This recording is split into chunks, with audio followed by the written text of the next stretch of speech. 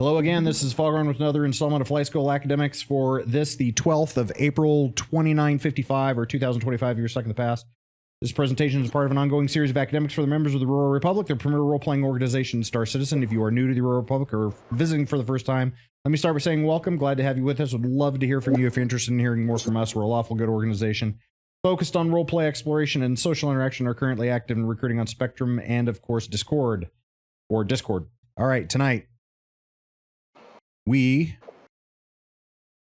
are doing Basic Aviation 100 Bravo, so Basic Aviation Concepts, working our way through our library of academics as we go here. So this should hopefully be fairly quick. I edited some slides out based on what's going on in Star Citizen at the moment and all that sort of stuff, and when I was doing the big update. So what we're going to talk about tonight is the 6 Degrees of Freedom, 6th off, flight intelligent flight control system IFCS modes, and then a short flight demo if over on my gaming computer I can get the stupid game to run.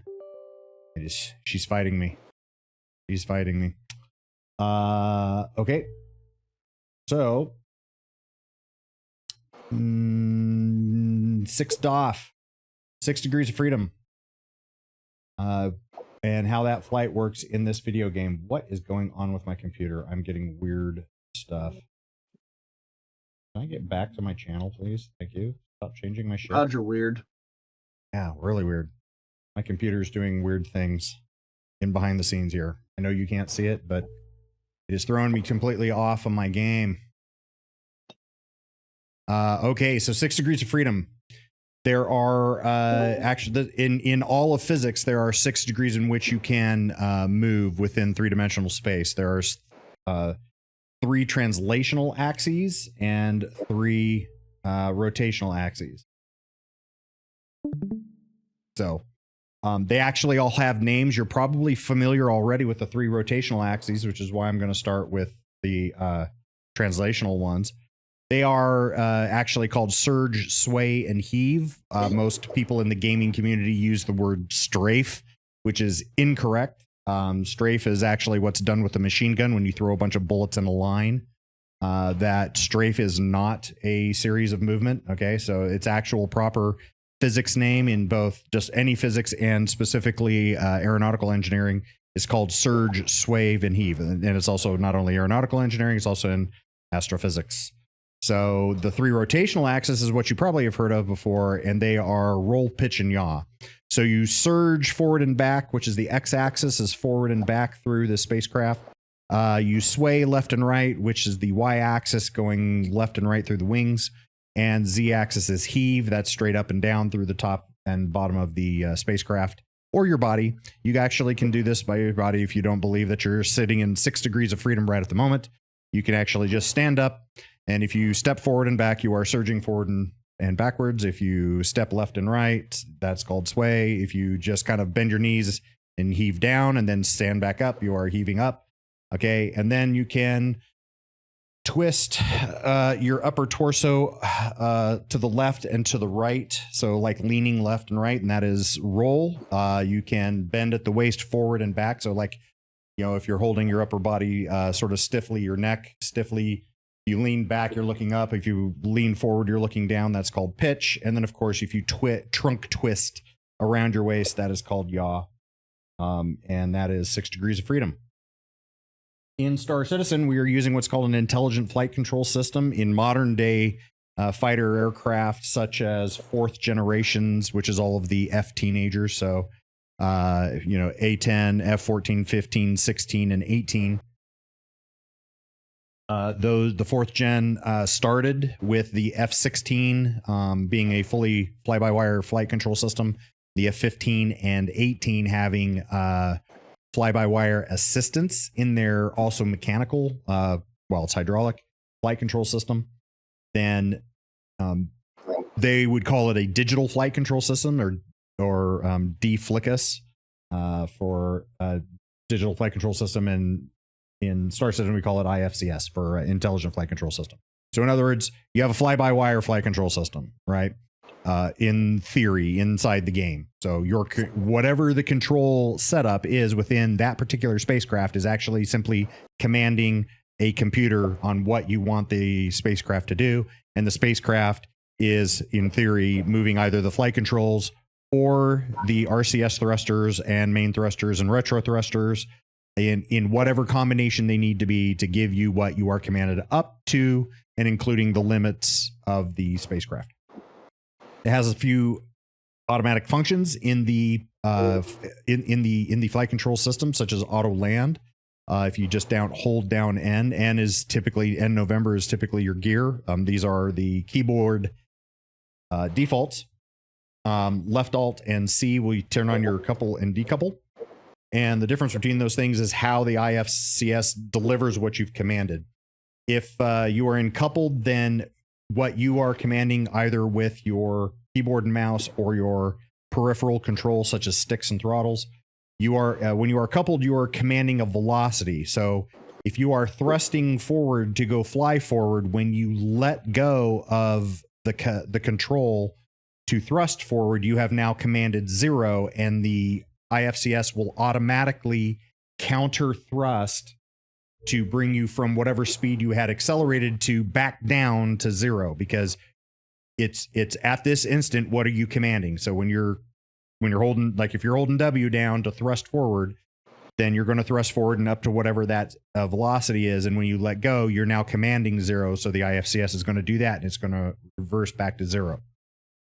There is a cruise function where you can do it where you no longer have to just hold the button all the time to surge, for example. And I believe that is C still. Decouple, if you decouple the IFCS, then now you are flying in what a lot of people would call true space flight, if assuming that you're doing this out in space and not inside of an atmosphere in a gravity well. So you are now commanding an acceleration. So when you push whatever the control schema you're using to thrust, that is commanding an acceleration. It'll give you that acceleration, and when you let go, you simply stop accelerating. You will now coast at whatever speed that was that you stopped commanding thrust at. So the IFCS does not automatically counter anything. You have to manually, if you want to slow down, you now have to manually thrust in the opposite direction, whether you do that simply by using the retros without changing your attitude, or whether you spin the spacecraft around so that your velocity is now tail end first, and then use the main thrusters to thrust in the opposite direction to get yourself slowed down. That's how decoupled works. And you can go in and out of those pretty much at will. Oh, sorry. Over on the other thing. Xnor, your mic keeps lighting up. All right, so decoupled maneuvering, if you're ever going to go into like Arena Commander, for example, into like a free flight and go practice this type of stuff, it can be a little bit disjointed for you when you first try it. It can be, it takes a little practice for you to kind of get your brain to kind of get the figure of how to move using actually true decoupled thrusting. You can put yourself out of control very quickly if you're not very careful about how you're doing it. So one of the things, and you can left Alt C to couple and decouple the IFCS. If you're going to decouple, one of the techniques that if you're going to go practice this, one of the things I highly recommend techniques as far as how to do it is to use the old to thrust in a single axis of movement at a time, so that you can we call it the old stop and go technique. So thrust forward until you get to where you want to be, and then stop. Counter thrust to stop, and then say thrust right or left to get yourself aligned to wherever you're at, and then thrust opposite to that to stop, and then thrust down. Say if you were trying to land completely decoupled, to do it in one axis at a time, get yourself to where you want to go, and then stop, and then counter thrust to stop it.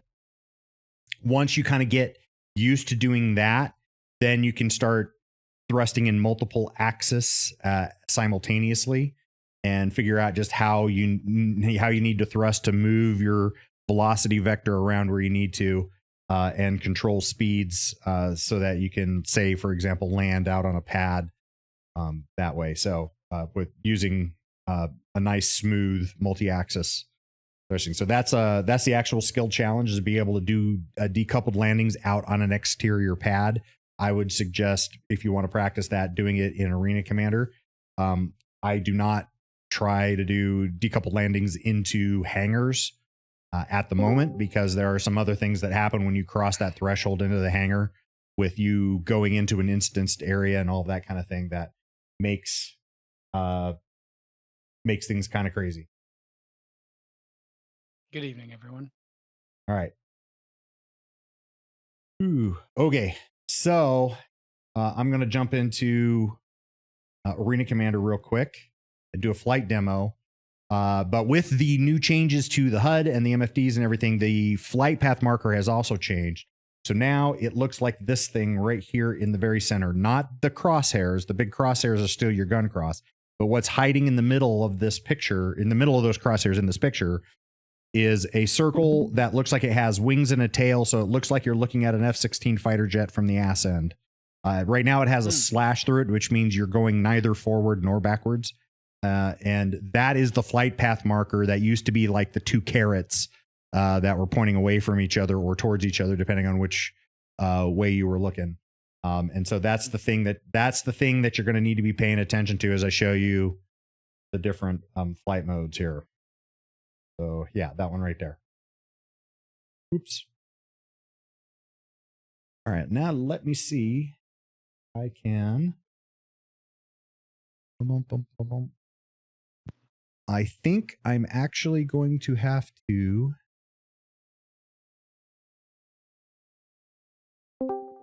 How do I? Okay, I'm going to have to actually change stream over here.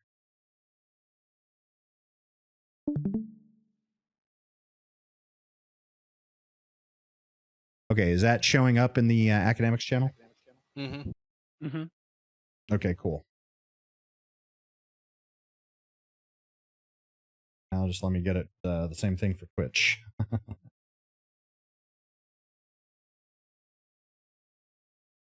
Capture utility. Sorry about that.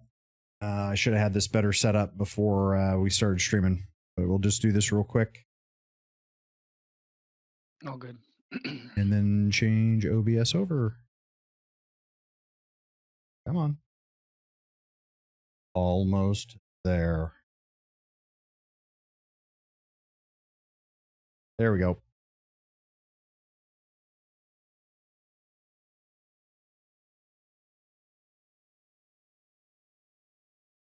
Okay. Doop. All right, so here I am in the Mighty Mighty Titan.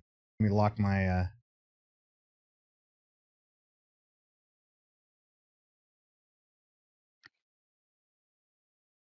Alrighty, cool. All right, so I'm going to surge forward. You'll see the flight path marker now shows up in my gun cross.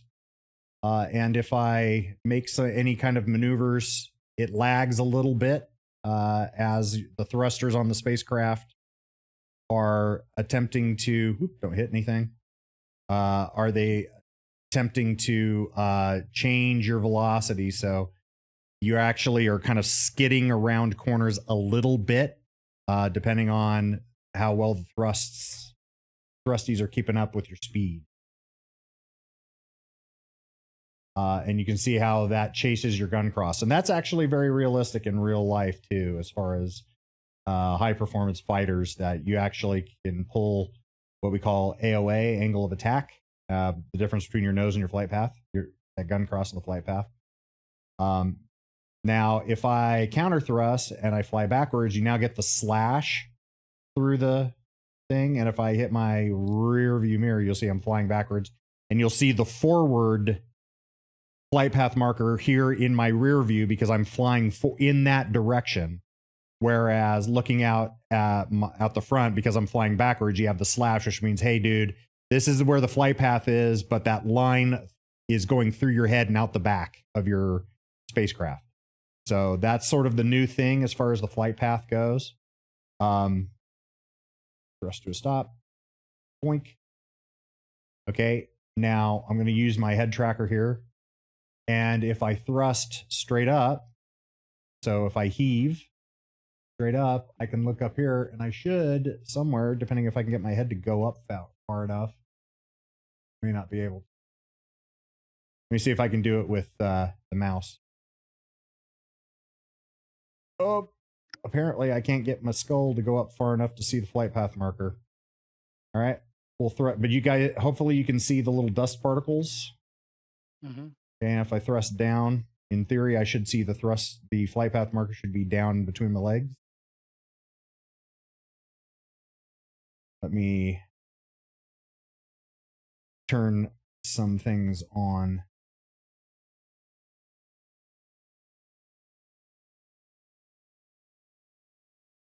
Nope, still can't see the flight path marker. All right, if I thrust to the right, there's my flight path marker. Okay, I'm actually going to add some down thrust. So heave down, and you can see how the flight path marker is now going down. If I take away that thrust, it disappears if it's underneath my body. Oh, that's nice. I don't know if that's intentional or not. We'll go back to a perfectly right-hand thrust. See, there's a flight path marker, and if I look to the left, there's the reverse flight path marker, the opposite direction as we fly away from it, and vice versa. Oh, pulling G's. Oop. So if I thrust back to the left, there's that one. Whoop, don't black yourself out. There's that one, and now that one's the reverse. Okay. Pitch. So obviously, you just pull back on the stick, and the spacecraft will change attitude in pitch around the y-axis. If you roll around the x-axis in whichever direction, you can sit here and do aileron rolls. And then, of course, if you rotate around the z-axis, that's called yaw. You can see how it just spins you around like a top to wherever you want to go. All right, You decoupling. spin right round. All right, so right there is a little symbol. It's a circle with a dot with an arrow going out the top. That is the symbol for decouple. So when the symbol is present, you are coupled. If you decouple, and I will hit the decouple right now, you see it just disappears. And then if I hit it again, it comes back. So I can decouple, and now you see I'm not thrusting, but I'm still holding my speed because I haven't changed anything. So I can even turn sideways and it won't. I'm still going that direction, but I'm just coasting. The second I couple back up, though, because I'm giving 0 thrust commands, you will notice, whoops, let me turn my head tracker back on. Boink. You'll notice that I've come sliding to a stop and it's gone back to 0. I can thrust, it moves me up. If I let go, and I'm using a stick, so if I let go of the stick, it counter thrusts to slow me back down to stop. I'm not commanding that stop. I'm just not commanding anything, so I'm therefore commanding 0 velocity.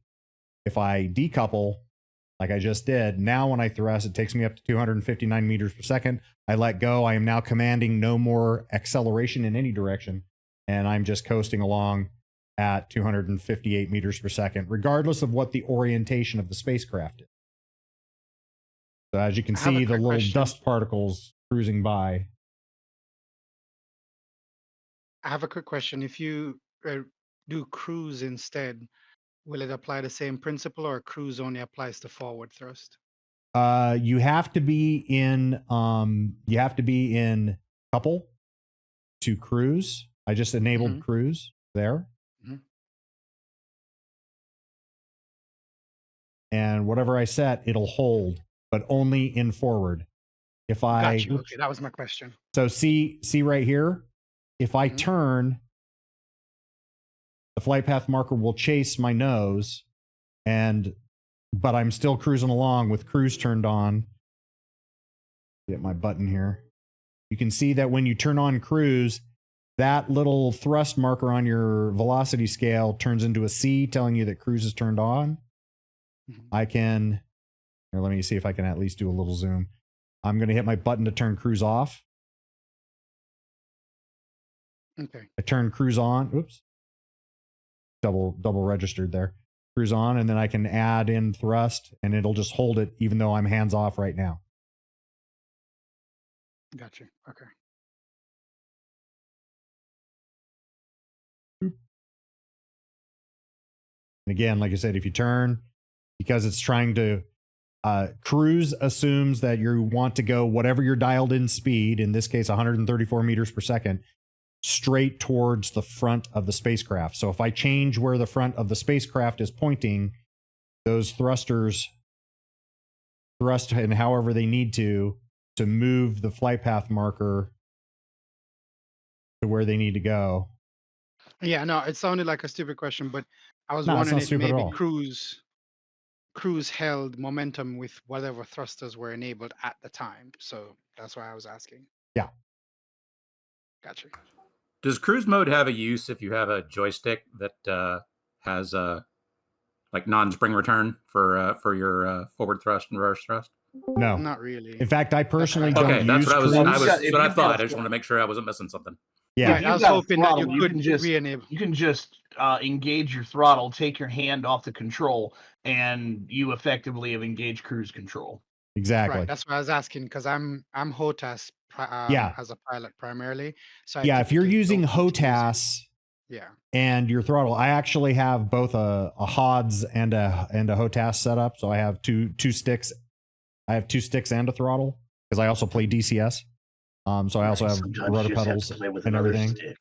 So if all you have is 2 sticks, and depending on the design of your, assuming your lateral thrusts, your surge, sway, and heave are on your left stick, which is kind of standard, but there's no law that says you have to do it that way. If you don't have one of those sticks that will stay where you put it, the way a throttle does, then that cruise control is really meant for that. So that you can turn cruise on, you can push forward on the stick, it goes up to 180, and now I can just let go of the stick and it holds it. And if I turn cruise off, then it goes back to 0 and everything starts counter thrusting, right?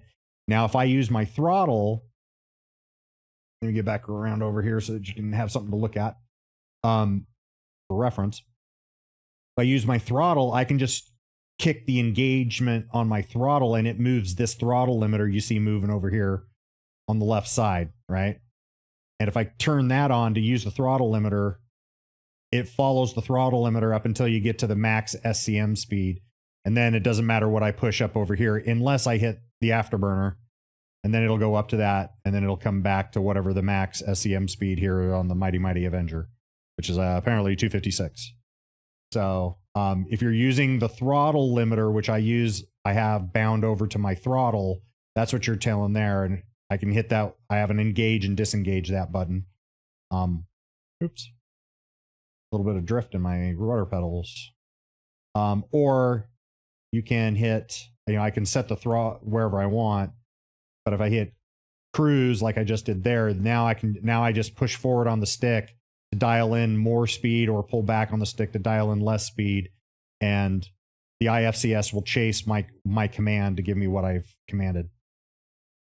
And I can just do that I'm just doing that by pushing forward on my left stick.